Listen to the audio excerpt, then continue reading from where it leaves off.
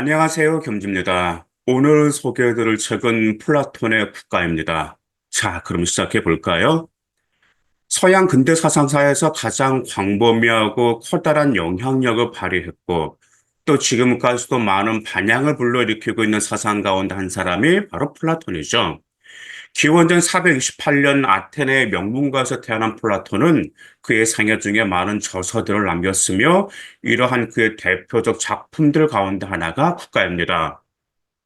플라톤의 철학은 소크라테스 철학과 깊은 연관을 맺고 있는데, 그는 스승인 소크라테스의 입을 통해 당시의 정치적이고 사회적인 혼란상을 비판하면서 이러한 무질서한 상태를 극복하기 위한 수단으로서의 이상 국가를 국가에서 주장하게 됩니다.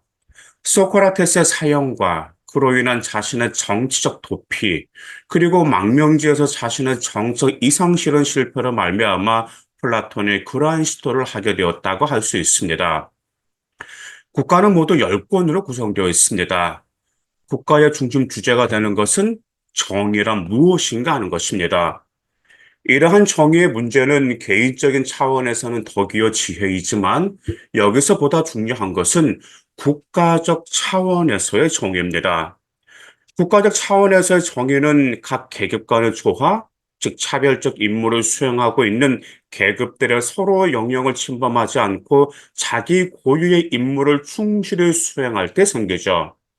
그리스적인 의미에서는 국가라는 것은 도시 국가를 말하며, 이러한 도시 국가의 성립은 인간의 필요, 즉 생존을 위한 협력과 경제적 분업의 요구에 의해 비롯되었다고 할 수 있습니다. 이렇게 볼 때 그리스 도시 국가의 성립은 그 자체의 계급 분화의 요소를 지니고 있었다고 할 수 있죠. 플라톤은 국가의 계급을 크게 두 가지로 나눕니다. 그 하나는 수호자 계급이며 나머지는 기술자 계급이죠. 수호자 계급은 국가에 대한 외부의 침입을 방어하는 임무를 수행하며, 기술자 계급은 그 이외의 생산적인 부분에 종사합니다. 수호자 계급의 덕은 용기이며 생산자 계급의 덕은 절제입니다. 수호자 계급 가운데 국가에 대해 가장 관심이 있고 애국심이 강하고 지적인 사람들이 선택되는데, 이들은 통치자 계급이 됩니다. 이들 통치자 계급은 나라를 통치하기 위해 많은 교육을 받아야 하죠. 그들은 자신의 이익과 국가의 이익을 동일시해야 하며 자신의 사적 이익을 추구해서는 안 됩니다. 통치자 계급으로 뽑힌 자들은 수십 년 동안 교육을 받은 후 약 50세가 되면 국가를 다스리는 진정한 통치자가 될 수 있습니다. 결국 플라톤은 통치자들이 최고의 덕을 지닌 철학자가 되거나 철학자들이 통치자가 되거나 하는 두 가지 경우에서만이 진정한 정치를 할 수 있고, 그런 경우에 하나여 계급 간의 조화인 정의가 이루어진다고 보았죠. 국가에서 또 하나의 가장 핵심적 사상은 철인 통치자에 대한 교육과 관련된 이데아론입니다.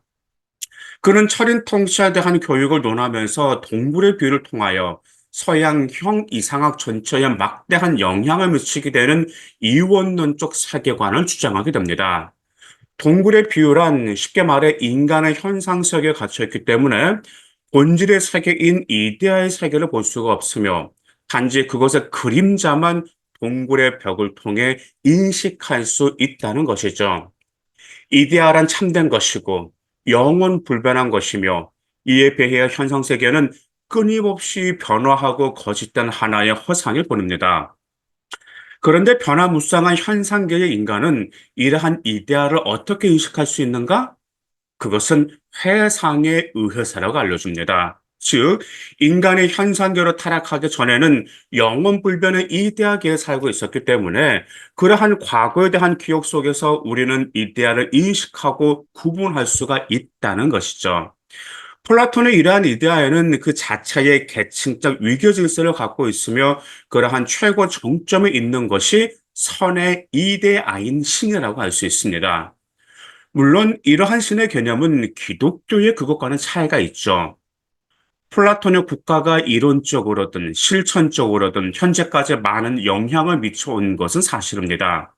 그 영향력이 긍정적인가 부정적인가 하는 것은 여기서 논할 문제는 아닌 듯합니다. 다만 중요한 것은 국가의 사상을 문맥 그 자체 속에서 이해하고 그것의 사회의 정책 배경을 함께 고려해야만 한다는 것이죠. 그런 경우에서만이 사상의 진면목을 보다 전체적으로 이해할 수 있을 것입니다. 감사합니다.